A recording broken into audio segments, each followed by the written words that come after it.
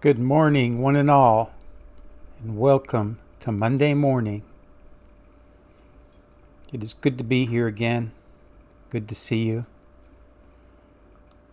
Today is a story from November 5th, 2003, 6:15 in the morning, and it's titled, How Poor People Live.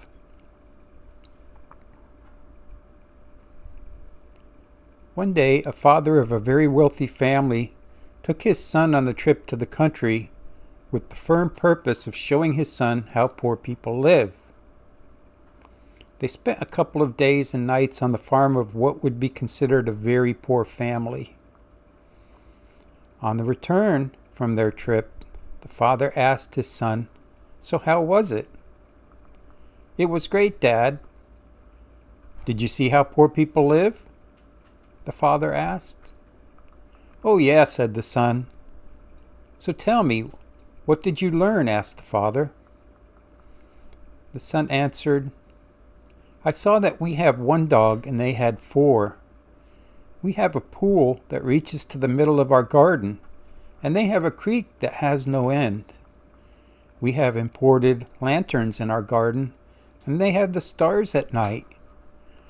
Our patio reaches to the front yard, and they have the whole horizon. We have a small piece of land to live on, and they have fields that go beyond our sight. We have servants who serve us, but they serve others. We buy our food, but they grow theirs. We have walls around our property to protect us, and they have friends to protect them." The boy's father was speechless. Then his son added, "Thanks, Dad, for showing me how poor we are." Too many times we forget what we have and concentrate on what we don't have. What is one person's worthless object is another's prized possession. It is all based on one's perspective. Makes you wonder what would happen if we all gave thanks for all the bounty we have instead of worrying about wanting more. Now, the story is a good example of some lines that Jesus used to say, that to be rich one must be poor. And for those who try to save their lives will lose it, and those who lose their lives for his sake will find it. And we must be rich in the things that matter to God and not to man.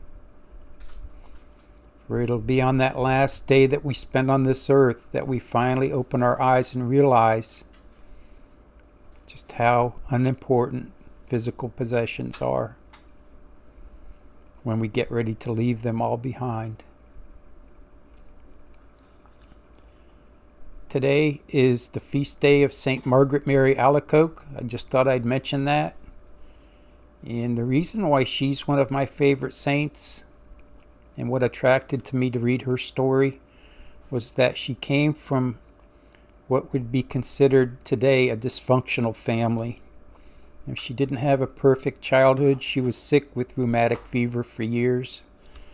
And when she went into the convent to become a visitation nun, the other nuns treated her like she was stupid. So she definitely didn't have an easy life and was poor by the world's standards, but was rich in what mattered to our blessed Lord. Thank you, everyone, again. Please have a safe Monday and a quiet evening. And with God's help, we'll meet again tomorrow.